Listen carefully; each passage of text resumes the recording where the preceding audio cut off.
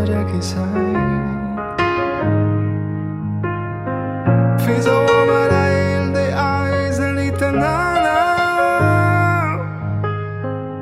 Tsy maintsy afiko satria tsy afaky nihoana Ny fahatsiarovana